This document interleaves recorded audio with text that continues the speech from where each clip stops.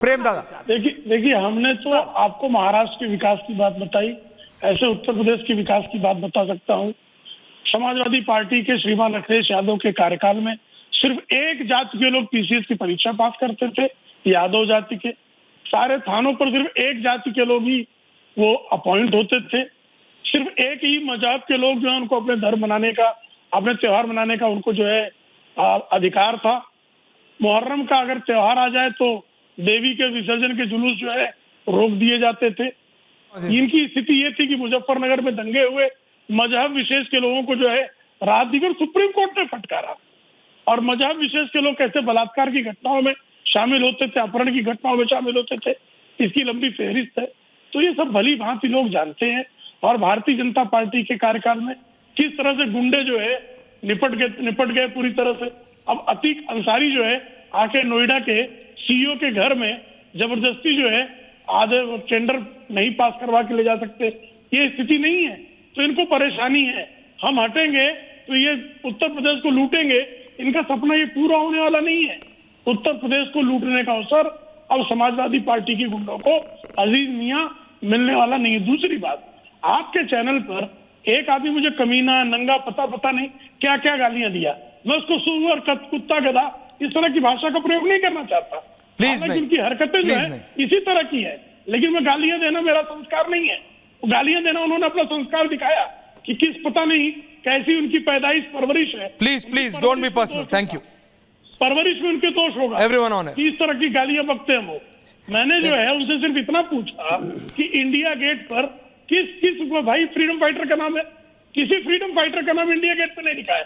वो झूठ बोले और उनके झूठ को मैं चुनौती दूं तो वो गालियां देंगे, मैं उनको खींच कर इतना कूटूंगा कि उनकी तबीयत ठीक हो जाएगी। नहीं प्लीज कर लिया ना, आप किसी की तबीयत ठीक मत कीजिए, तबीयत ठीक है, आप जनता को जवाब। Thank you. ओके, लेकिन मेरा संस्कार नहीं है। ओके प्रेम दादा, थैंक यू। मैं एंडिंग कमेंट्स के लिए आ रहा हूं, स्वामी जी से शुरू कर रहा हूं, भाटिया जी आ रहा हूं। Swami ji ending comment, Swami ji with graphics. Bhatia ji आ रहा हूं उसके बाद, स्वामी जी विद ग्राफिक्स। जी Swami Dipankar ji, can you hear me? जी लाउड एंड क्लियर। आप सुन पा? मैं मात्र बस इतना कहना चाहता हूं, ठीक है आप लोग अपनी राजनीति करिए, बहुत बहुत शुभकामनाएं आपको आपकी राजनीति के लिए, मगर ये तो तय मानिए कि ना तो अब हिंदू बटेगा ना हिंदू कटेगा। हिंदू संगठित होगा और संगठित होकर हर चुनौती के सामने डटेगा, और इसका डटना और इसका एक होना किसी के विरोध में कतई नहीं है। इसका एक होना, संगठित होना अपने भविष्य और अपने मुस्तकबिल के लिए है। और मैं समझता हूं कि संगठित होना कोई बुरी बात नहीं है, पूरी दुनिया अपनों को लेकर संगठित होती है।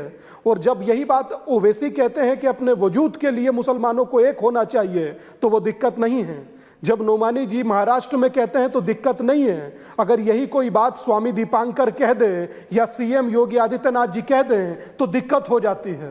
मुझे लगता है कि इस दिक्कत से अगर आपको दिक्कत है तो आपको अपनी दिक्कत का इलाज कराना चाहिए, मगर अब यह सिलसिला रुकेगा नहीं, अब कोई सन्यासी झुकेगा नहीं, यूं ही निरंतर संगठित होने का कार्य चलता रहेगा। भाटिया साहब, रतेंद्र भाटिया जी,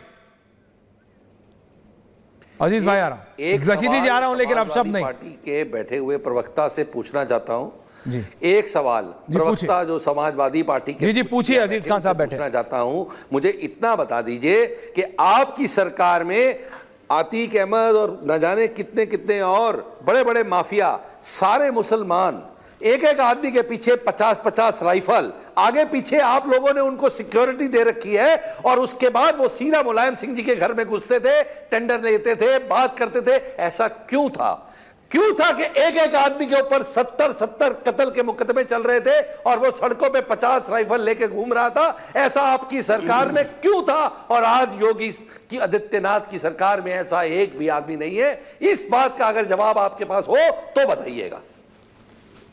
खान साहब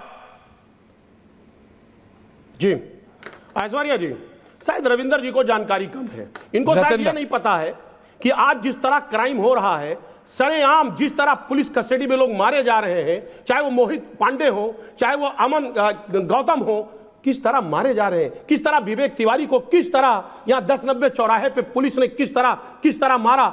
शायद मुझे नहीं लग रहा है कि ये चीज आप शायद जानकारी आपको नहीं होगी। और रही बात माफियाओं की, तो आज माफिया कम नहीं है, माफिया बहुत है, पहले से ज्यादा है। शर्त यह है कि उसको आपकी मीडिया दिखा नहीं रही है, वरना हद सच्चाई है, एक लंबी फहरिस्त है। दूसरी बात, एक बड़ा अहम बात आपको बताना चाहूंगा। अभी आप कह रहे थे कि हिंदू बटेगा कटेगा, एक बात सुन लीजिए, हमारे इस मुल्क में हिंदू कभी भी उसकी ऐसी सोच नहीं रही, क्योंकि हिंदू और सनातन ये हमेशा दया का प्रतीक रहा। एक बात आप समझिए। दूसरी बात, जातीय जनगणना, क्या आप एससी, ओबीसी और एसटी समाज का उसको हक नहीं देना चाहते?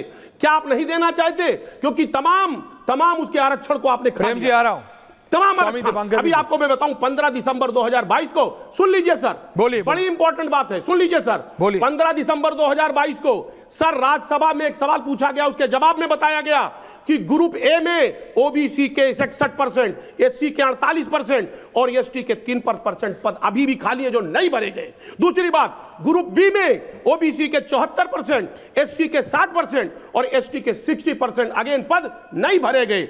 और ग्रुप सी में ओबीसी के 60%, एससी के 45% और एसटी के 53% पद। स्वामी जी वो बेसिकली कह रहे हैं आप नौकरी भी आप सबको जोड़ने की बात कर रहे हैं, आप जातीय जनगणना के खिलाफ है, आप एससी ओबीसी के खिलाफ हैं क्या?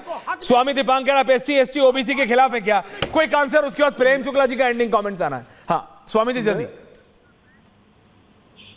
मैं बस इतना कहना चाहता हूं, अगर गणना इस देश में कराना चाहते हैं तो कराइए इस देश में कितने रोहिंग्या हैं और कितने बांग्लादेशी, इनकी गणना कराइए ताकि बाहर निकाला जा सके। भारत देश है, धर्मशाला नहीं है।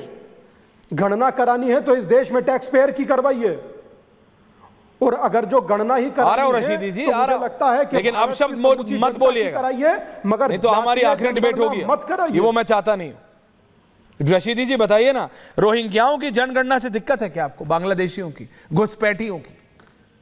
रशीदी जी 30 सेकेंड्स। बिल्कुल मुझे रोहिंग्याओं से, बांग्लादेशियों की जनगणना से कोई दिक्कत नहीं है। मुझे दिक्कत है कि दलितों को उनका हक नहीं दिया जा रहा है। आपको दिक्कत है? एससी एसटी को उनका हक नहीं दिया जा रहा है। अमेजिंग हो गया। दिक्कत है।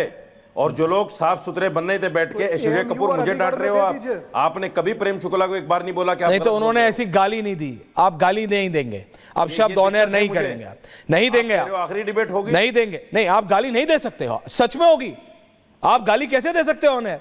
आपने मुझे एक बार कहावत बताई थी कि आपके यहां कहावत है कि दाढ़ी और टोपी पहन के ऐसा नहीं करते, आप उतार दीजिए। इन्होंने मेरे को, प्रेम शुक्ला जी, एक बार ये मुहावरा बताया था कि टोपी और दाढ़ी पहन के मौलाना ऐसा नहीं करते, और ये गाली दे रहे। ये जब किसी का तर्क समाप्त हो जाता है, नहीं रखे रहो, कोई बात नहीं, जा रहे तो प्रेम शुक्ला जी एंडिंग कमेंट्स छोड़िए ना, टॉपिक हो गया फ्रीज तो होने दो। हाँ, किसी का तर्क समाप्त होता तो अपशब्द शुरू होता है, वो गलत है। एंडिंग कमेंट्स आपके। मुद्दे की बात यह है कि इस देश में मुस्लिम आरक्षण नहीं हो सकता है, क्योंकि संविधान निर्माताओं ने बाकायदा ये कहा है कि धर्म के आधार पर इस देश का एक बार विभाजन हुआ है। 1919 में धर्म के आधार पर आरक्षण दिया गया, 1947 में खूनी संघर्ष के बाद ये देश बंट गया। अब इस देश को फिर खूनी संघर्ष में ढकेलने का ऐसा कोई कदम नहीं उठाया जा सकता। इस देश में अंतिम व्यक्ति को सशक्त करने की हर योजना पर काम होगा। मुसलमानों को भी, जो आर्थिक रूप से पिछड़े हैं, उनके आरक्षण में उनको भी लाभ मिल रहा है, ओबीसी के आरक्षण में मुसलमानों को भी लाभ मिल रहा है। तो अलग से धर्म के आधार पर आरक्षण देने की जो कोई बात करता है, वो इस देश के संविधान की आत्मा को कुचलने का कुकृत्य करना चाहता है। ओके।